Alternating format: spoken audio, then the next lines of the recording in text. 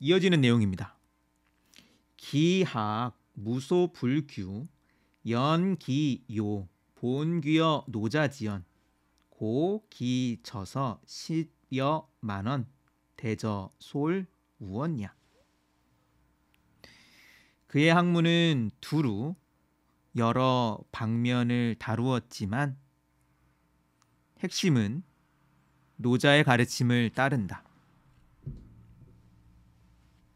그러므로 10여만 자의 글을 남겼는데 대체로 우화이다. 장자가 학문을 두루 익혔다라고 합니다. 그런데 이때 학문이 어떠한 학문인지는 분명하지 않습니다. 무슨 얘기냐면 예를 들어 육아의 학문이라든지 아니면 이 당시에 존재했던 어떤 학파의 학문을 학습했는지 그건 잘 모르겠어요. 정확하지 않습니다. 정확하지 않고 다만 두루 다방면의 지식을 쌓았다는 뜻은 아닐까 생각을 합니다. 사마천은 이 장자와 노자의 연관성을 이야기하는데요. 사마천은 장자가 노자의 사상을 계승 발전시켰다고 보는 거죠. 그러나 노자는 제 입장에서는 신화적 인물로 실존 여부보다는 허구적인 기록이 많고 책으로서의 노자와 그리고 책으로서의 장자 내용 역시 좀 상이하다는 점을 일단은 저는 간단히 짚어드리겠습니다. 이 장자라는 책에 관해서 사마천이 언급을 최초로 한 기록인데요. 여기서는 몇 가지 정보가 나옵니다. 첫 번째는 10여만 자의 글이라는 점, 두 번째는 대부분 우원, 즉 우화라는 점을 이야기합니다. 일단 우화는 장자의 아주 중요한 특징 가운데 하나입니다. 장자는 대부분 이야기로 이루어져 있고요. 일부 이제 아주 복잡한 철학적 서술이 있는 내용이 있습니다. 특히 제물론 편이 그럴 텐데요. 제물론의 일부 그리고 대종사 같은 편에도 좀 그런 언술이 좀 있다고 보는데 거의 대부분은 짤막한 우화들을 짜집게 해놓은 책입니다. 그래서 장자는 우화, 다르게 말하면 이야기라는 형식을 통해 아주 독특한 방식으로 자신의 생각을 전하고 있습니다. 이건 되게 중요하다고 저는 생각을 하는데요. 왜냐하면 장자는 무언가를 가르치거나 선언하지 않습니다. 예를 들면 논어 같은 경우는 자왈, 공자가 말씀하셨다. 그래서 하나의 스승이 가르치는 선생의 위치로서 언급을 합니다. 그리고 맹자 같은 경우는 자신의 주장을 아주 선명하게 아주 단호한 언어로서 표현을 하죠. 그러나 장자는 이야기를 들려주고 보여줄 뿐입니다. 저는 이 형식이 장자를 읽는 방식, 입구도 상당히 중요하다고 생각을 하는데요. 왜 그러냐면 우리가 흔히 이제 어떠한 철학자의 어떤 가르침 혹은 성인의 가르침 이런 걸 생각을 할 때 좀 고차원적인 사고를 떠올릴 때가 있습니다. 논리적이고 또한 개념과 개념을 잇는 어떤 사유가 필요하지 않겠느냐고. 그렇게 보는 관점에서 철학은 항상 어렵죠. 그러나 우화나 이야기로 본다면 좀 달라질 겁니다. 우리가 철학 공부를 한다라고 하면 이해할 것, 이해해야 된다. 이거 개념을 외워야 되는데 이런 생각을 해요. 그러나 이야기는 감상이 필요합니다. 저는 장자가 우화로 이루어진 만큼 어떤 다른 철학책과는 다르게 접근해야 된다고 생각을 합니다.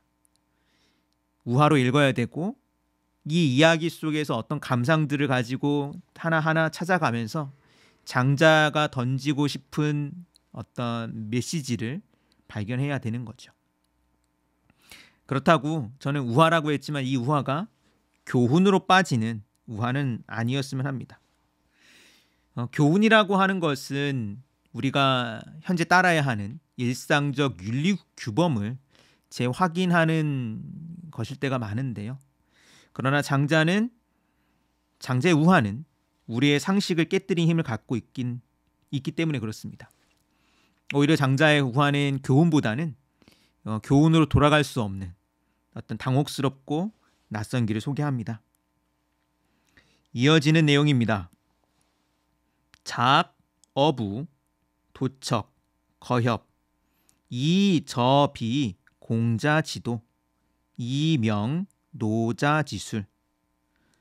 어부, 도척, 거협편을 지어 공자의 무리를 비판하고 노자의 학술을 주장했다.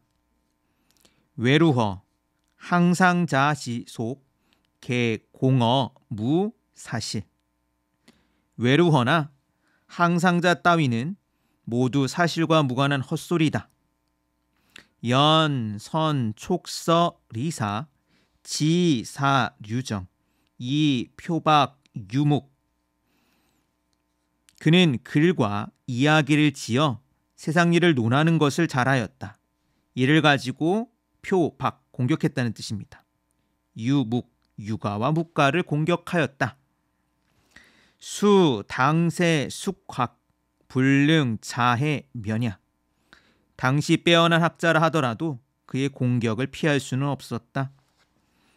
기, 언, 광양, 자, 이, 적기, 고, 자, 왕공대인, 불능, 기지. 그러나 그의 주장은 터무니없고 제멋대로여서 대부나 대부에게, 제후나 대부에게 등용될 수 없었다.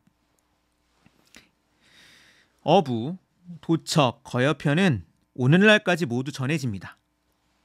여기서 이야기하는 외루어 항상자 같은 경우는 전해지지 않습니다. 바로 앞단락에서 사마천은 장자가 10여만 자의 책이라고 했는데요. 현재 우리가 읽는 장자는 이 10여만 자에 훨씬 미치지 못합니다. 약 6만 4천여 자로 되고요. 사마천이 이야기한 10만 여자라고 하는 관점에서 보면 한 3분의 1 정도 가량이 지금 전해지고 있지 않은 거죠. 언제 어떻게 사라졌는지 아주 구체적으로 알 수 없습니다. 따라서 외루허나 항상자 등을 가지고 사마천이 뭔가 사실과 무관한 헛소리라고 했는데 과연 그것이 무엇 때문인지는 이제 물음표만 남는 거죠. 정확히 알 수 없습니다. 그러나 전반적인 장자의 기록 방식 혹은 처술 태도로 보았을 때 공어, 무사실, 즉 공어, 헛소리라는 겁니다. 무사실, 사실이 아닌. 사실과 무관한 헛소리라고 하는 평가는 저는 나름 적합한 표현이라고 생각합니다. 이어서 사마천은 장자가 공자의 무리를 공격했다고 이야기합니다. 장자가 유가를 어떻게 보았는가?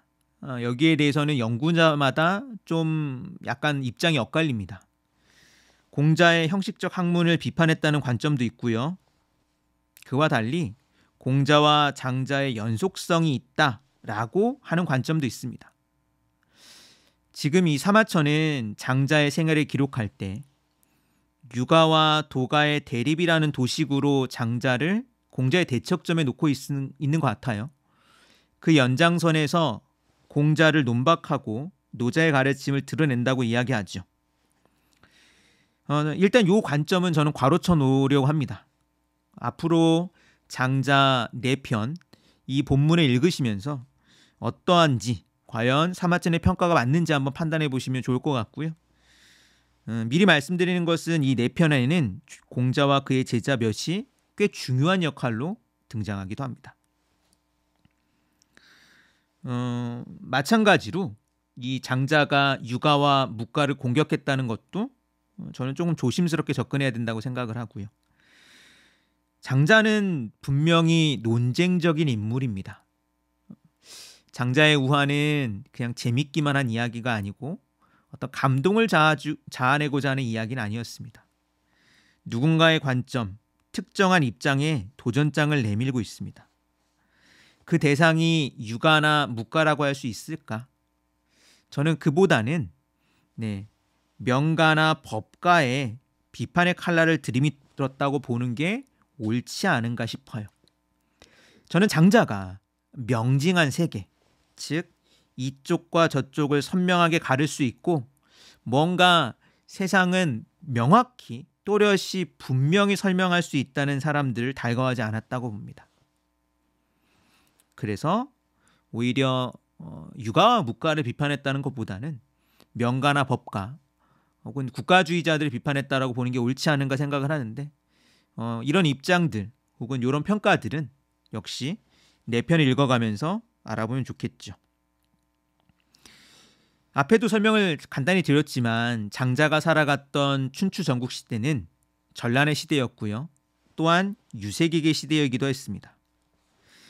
유색익이라고 하는 것은 유세, 즉 이리저리 떠돌아다니면서 임금을 설득하는 사람들의 시대였다는 점입니다. 당시의 지식인 계층은 저마다 자신의 학설을 가지고 있는 사람들이 있었고요. 이들은 이 학설을 서로 다투었습니다. 그런데 어디서 다투었느냐? 궁정에서 다투었어요.